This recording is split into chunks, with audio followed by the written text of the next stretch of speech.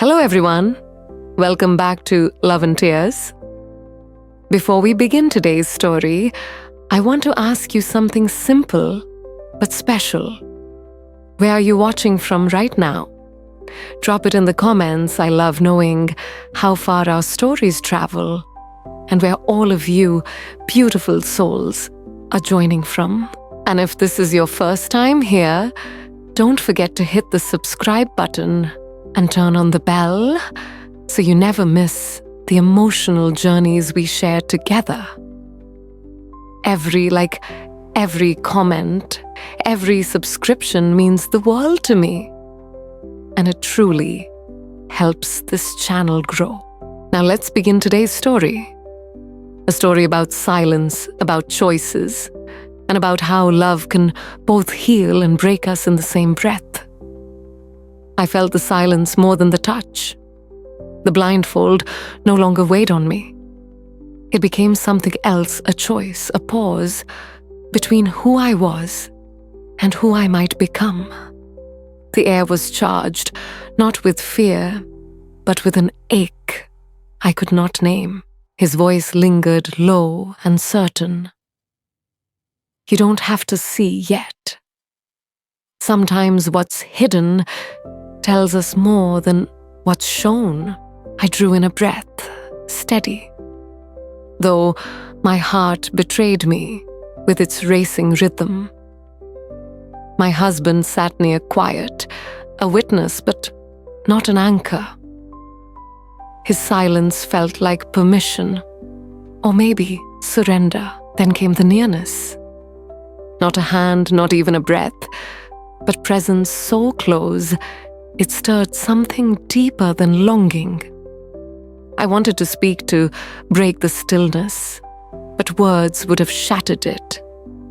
Instead, I leaned back further, letting the mattress receive me, letting the moment decide for me. The blindfold slipped, whether by his hand or by time, I'll never know. Light returned, slowly edges, soft shadows, gentle. My eyes adjusted to find him standing there. Not desperate, not demanding, just waiting as though he had carried this moment with him for years, and finally laid it at my feet. I did not smile, but something in me softened, a quiet yielding. His gaze held mine, unwavering. And in that gaze, I felt the weight of choices unspoken apart, neither innocent nor forbidden, but undeniably ours. Somewhere behind us, my husband shifted in his chair, the wood creaking beneath him. Still, he said nothing. Still, he stayed. And in his silence, I realized the truth. Sometimes love is not possession. It is allowing, enduring, bearing witness. I closed my eyes, not to retreat, but to step forward into the storm of it all. And when his lips finally brushed mine, it wasn't hunger that consumed me. It was recognition. His lips lingered, not hurried, but deep enough to awaken something long buried. For a fleeting second, the world outside that room ceased to exist. No years of vows, no rules, no right or wrong. Only the undeniable truth of two souls colliding. But then, the silence after the kiss struck sharper than the kiss itself. I opened my eyes and saw him watching me, steady, almost reverent. He wasn't taking, he was offering. And that terrified me more than any betrayal could. Across the room, my husband's eyes met mine. He hadn't moved closer. He hadn't spoken. Yet the weight of his presence pressed into me like a question I could not answer. His silence wasn't approval. It was a mirror reflecting back every choice I'd ever made, every longing I'd ever denied. I wanted to speak, to explain, to beg forgiveness, or perhaps to confess that I didn't regret a single thing. but no words came. Only breath, shaky and uneven. The man beside me reached for my hand.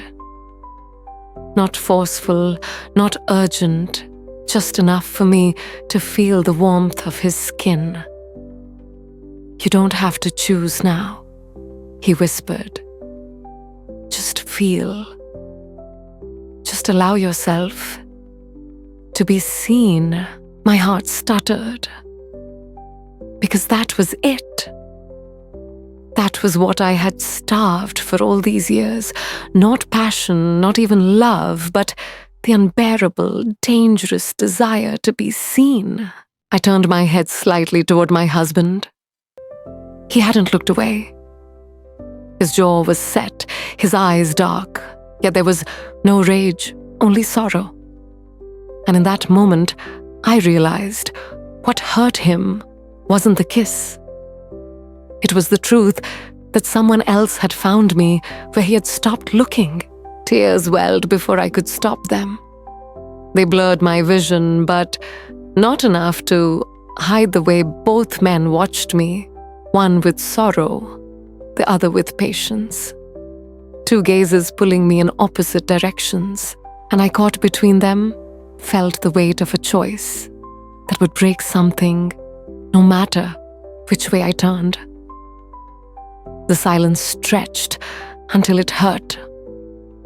I could taste the salt of my own tears as they slipped past my lips.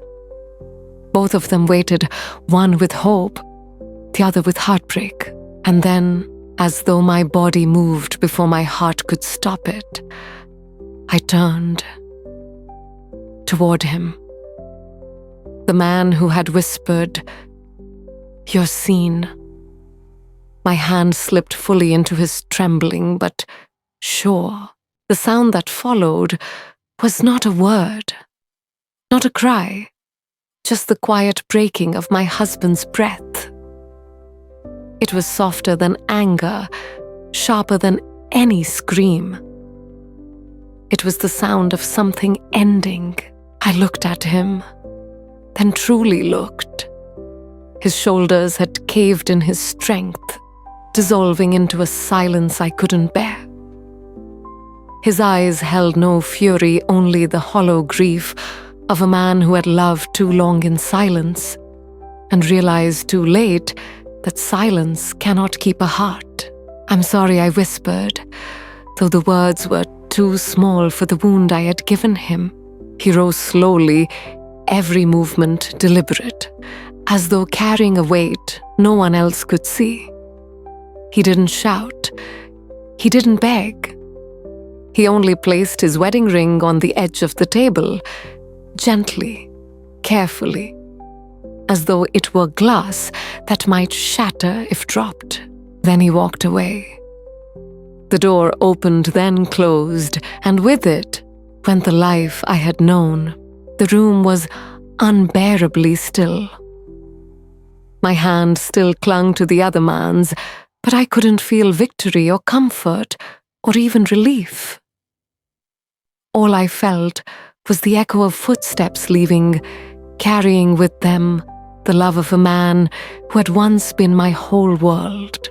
And I knew in that instant that choices are not victories. They are losses measured by who we are willing to break. The door's echo faded, but it did not vanish from me. It lingered in my chest, in my breath, in every fragile beat of my heart. The man beside me whispered, "You're not alone anymore."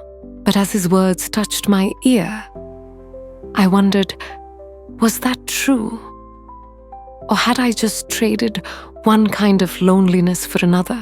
I closed my eyes, and for the first time, I wasn't sure if I had chosen love, or if I had only chosen to be seen.